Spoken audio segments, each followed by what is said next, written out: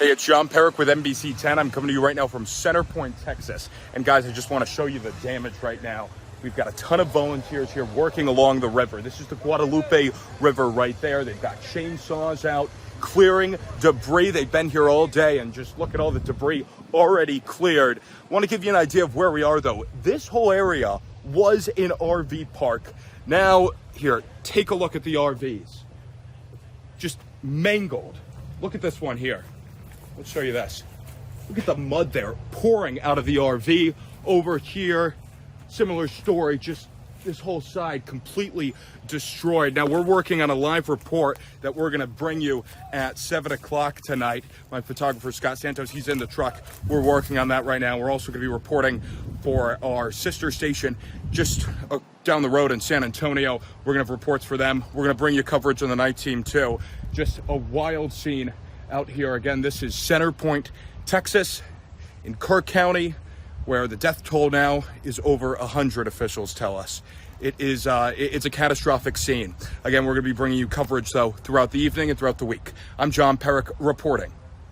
NBC 10's John Perik and photographer Scott Santos are working for our sister station in San Antonio and reporting for us tonight from Center Point, Texas, covering the aftermath. That's about an hour northwest of San Antonio. And John, what does it look like where you are?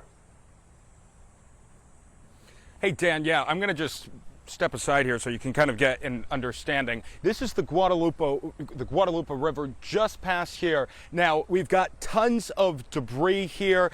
Cleanup crews have been here all day long clearing out this area. Really, they've made a lot of progress here along the Guadalupe River. Now, this was an RV park. Look at these RVs here. Mangled. We've got mud pouring out of this one. Right here, you can see the side of this one. It's gone. And if it's got an X here, it means that they've searched it. So this RV's got an X, Scott. The one over here has one too. So that means that they've been searched and they didn't find anyone in there. Dan?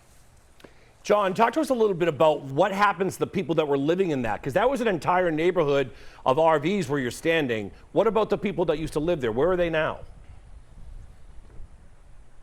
Well, that's a great question. When we were here, no one, there was maybe a few dozen volunteers helping out.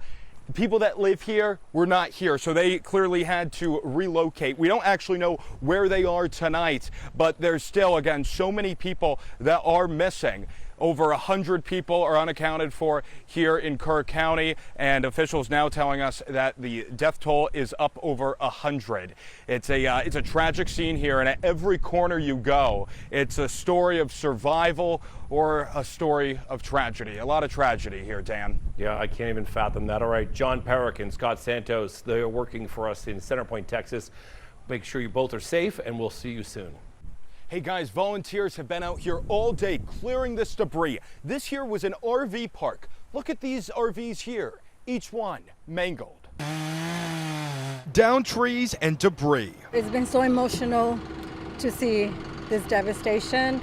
Still days later, lining the river in Center Point. To see this on this magnitude is, it's a little overwhelming. Volunteers here at this RV park near San Antonio Street coming from all over to do what they can. Got a bunch of guys with chainsaws, a lot more guys, just hands and muscle hauling it back here into this. Searching each RV for any sign of life. I couldn't imagine anyone being in there, but yeah, everything's pretty mangled. Today, volunteers mostly found empty mobile homes filled with dirt.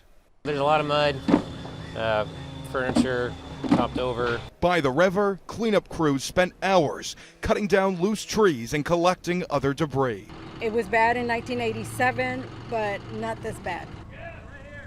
Meanwhile, just a few hundred yards away, scuba divers and search boats continue to look for the missing. They're not doing search and rescue anymore. Now it's just recovery phase.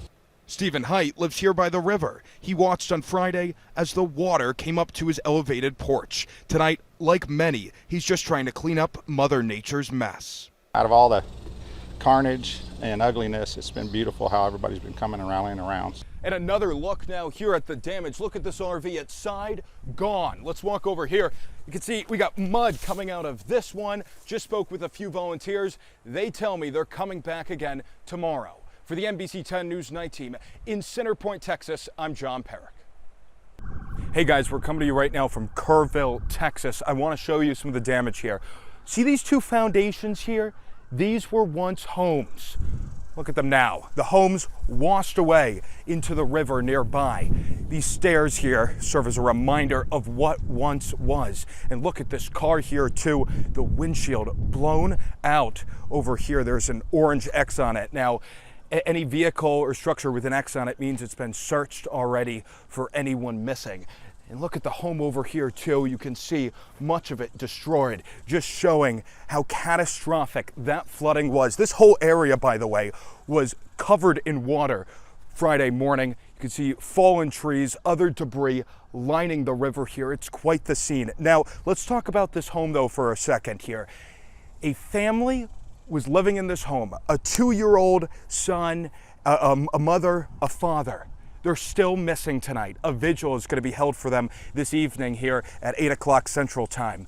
Now, it's also worth mentioning, though, that it was the father's birthday today. We're going to continue to bring you coverage on this devastating story tonight on the NBC 10 News Night Team at 11 o'clock Eastern Time. For now, though, I'm reporting in Kerrville. John Perik, NBC 10 News.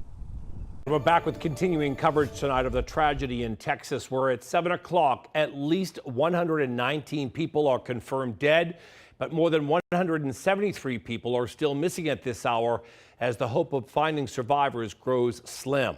NBC 10's John Perik and photographer Scott Santos are in Kerrville, Texas tonight, covering the aftermath for our sister station and for us as well. And John, you and Scott have moved to a new location. What is the story there? Yeah, Dan, so we're in Kerrville, Texas, as you mentioned. Now, this is really an area hit hard or hardest by the severe flooding. We just saw a search helicopter fly by just a few seconds ago. But you want to know what the story is? Look at this. This is a foundation. There was a home here a few days ago. That home is now down the river.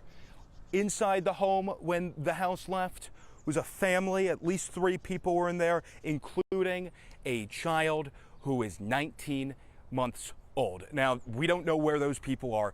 People are still trying to search for them right now. Those efforts are underway. A vigil is actually planned here around 8 o'clock. You can see this car here damaged. Look at the windshield. It's blown out, Dan. We've seen sites like this throughout the last few days here along the Guadalupe River. Dan? And John, to put things in perspective, I saw an X on that car, and you showed us some X marks on the mobile homes yesterday. And to put this really into perspective, that means that they've been checked and no bodies or survivors are inside, right? Yes, that is correct, Dan. And you may have also seen when we pan towards it, it also says KFP, KFD, that's the Kerrville Fire Department, so it was searched by them. Here, I want to show, here we've got a helicopter coming up right now. Not sure if it's a search helicopter or whatnot, but we've seen a ton of them flying. Here, I want to show you this, Dan. Look at this home here. It's next to the one that's now gone. Just look at that damage. It's absolutely severe. And again, if you just drive down here, this is what you see. It's the site we've seen for the last few days, and we're going to be here again tomorrow. It's going to be more of this, Dan. All right, and so many people are still missing. John Perik and Scott Santos, please be safe in your coverage there. And of course, we'll check in with you later. Hey guys, a house used to stand right here on this foundation. It was swept away on Friday. These stairs now serve as a reminder of that tragic morning. I'm devastated. I can't sleep, I can't eat. It's just so hard. A house washed away in the floods. All that's left is the foundation, but that's not what Connie Race misses. My friend would give her life for anybody. I mean, she loved everybody, she helped everybody. She was a very good person. Her baby godson, Carlos, gone with the floods. His father, Leo Romero, and mother, Natalia, are missing too. Connie was one of Natalia's closest friends. And after all this, she was so worried about losing her job at 6 o'clock in the morning. She called in to work to let him know that she wasn't going to be coming in because her house was flooding. But there is good news tonight. Also in the home when it swept away was 19-year-old Leo Romero Jr. He was found alive in a pile of debris down the river. His family tells me he's out of the hospital tonight. I keep looking over there at that that pad, and I just keep thinking, what if I did have time? And it's been eating me up, you know, but.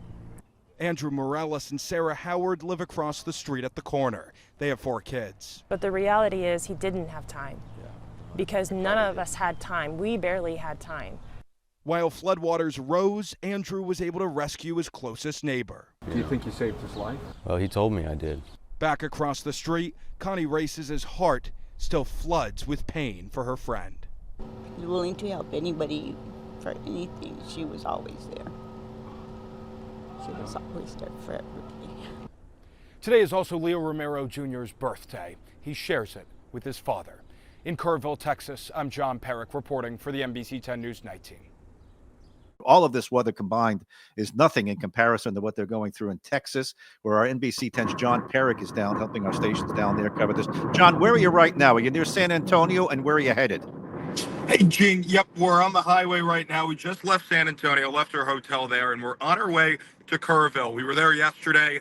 You may have, if any of you were watching NBC 10 News yesterday, we were live there at 7 o'clock. We had a story at 11 too.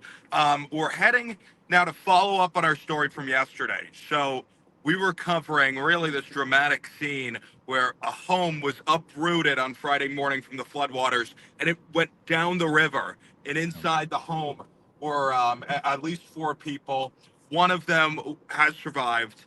The other 3 are still missing, and we're on our way right now to talk to that survivor, excuse me, at least to see if he will talk with us on camera. So that's where we're heading. We're heading to Kerrville right now, Gene. Yeah, I saw that scene yesterday. The whole house was floating down the river. There were people in that house? There were people in the house, including a 19-month-old child, a young boy. His name's Carlos. He's still missing, along with his 2 parents. Really a tragic scene. They had a vigil last night. We spoke.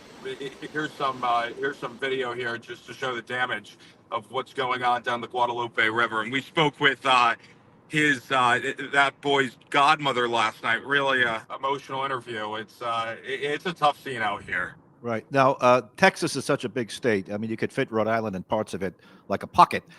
So as you drive around, there's going to be devastation. But then are there other towns and communities that it's normal? People are shopping. Yes. People are going to work. It's like on the way to tragedy, you see normalcy? Oh, absolutely. Well, it's important to kind of remember here that all of this happened along a pretty thin river. So we're driving right now on the highway, and it looks like we're driving through just any highway. It looks like we're driving down West Main Road in Middletown. You know, you've got all these commercial shops open. Everyone's still living their life. But when you get down towards the Guadalupe River, especially in towns like Kerrville, Center Point, Huntu, you really see the damage. But still, even in those towns, or cities rather, even in those cities, there's still a sense of normalcy. Businesses are flowing. People are still working. Life goes on here. Right. Now, you're coming from San Antonio to Kerrville, and distances are completely different than we know of. It could take you like 45 minutes. How long is the drive to get to where you want to go? And it's no big deal, an hour drive down there. Yeah, it's just over an hour. We're about 40 minutes out right now on the highway. We're about to actually enter a town called Bernie. We were there the first day we got here. And in Bernie, we met a ton of volunteers, people just trying to help those impacted. And that's, I think if there's any light at the end of the tunnel here, it's that. It's so many people coming together, as you can imagine, because there are still over 100 people missing. It's I can't emphasize it enough. We see the video, we see everything, but when you see it with your own eyes, you truly realize how catastrophic it was. All right, NBC 10's John Perik. Is that Scott Santos sitting next to you, one of our top photographers? Yeah, we got Scott right here. Hey, Scott. Scott, you've covered other things like this for us before. Did anything come to mind? You've been down to the floods and hurricanes and everything, so to speak, in your career. Yeah, like John said, Gene, you got to see it with your own eyes. I mean, the trees, 100-year-old trees, 4 feet thick, just trampled over. It's unbelievable. Unbelievable. Where just pads of where houses were, cement pads, houses were. Yeah, that video of the house floating down the river, that made it all over the news everywhere. And it's stunning that people were in that house. Can you imagine the whole house moving? All right, I'll let you guys go to work. You're headed to Kerrville. We'll look for your reporting tonight. NBC 10's John Perik with Scott Santos, our photographer. Hey, it's John Perik here. I'm coming to you right now from Kerrville, Texas, where a growing memorial is building right now. Now, we've seen a lot of memorials, not as big as this, though.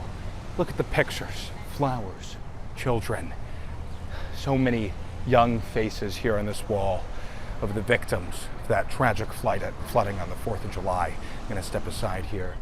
Family, friends right now gathering here by the memorial. A really emotional scene. It's been like this all day.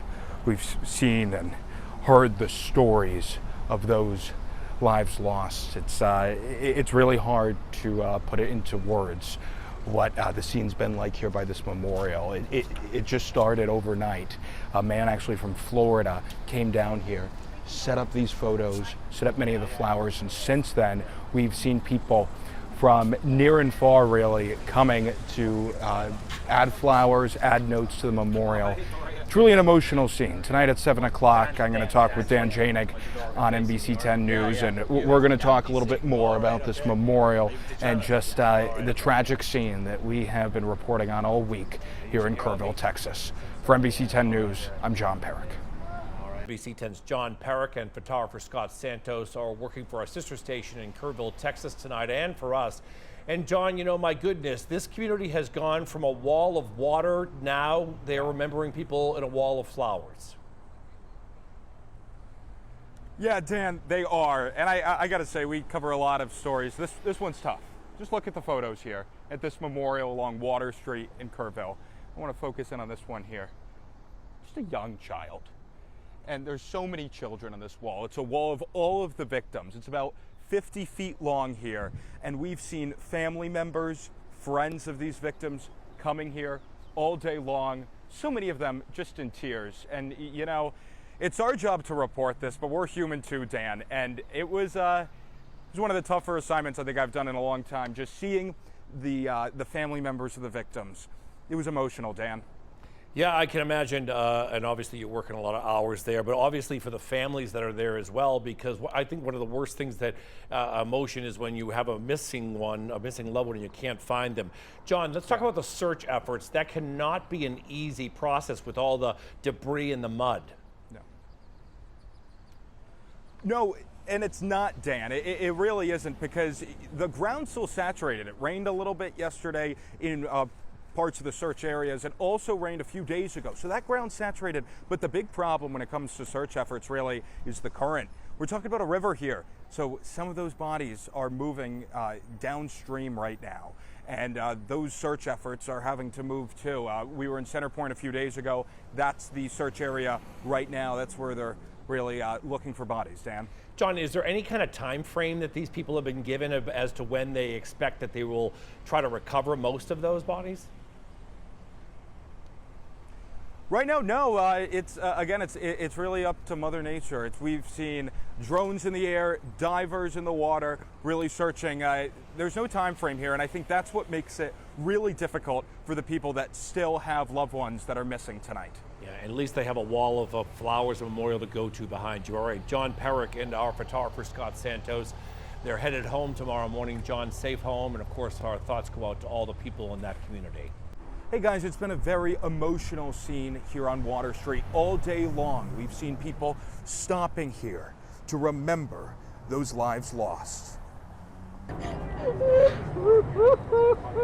Photos nestled amongst flowers on a fence. What do we have to give? What can we do? What can we put on this wall? Each picture revealing the beauty and tragedy of life. Hearts are crushed, broken. Family and friends gathering to remember one horrific day. That afternoon, one of my grandson's teachers reached out to me to check on us, but then to also tell us that Coach Zunker and his family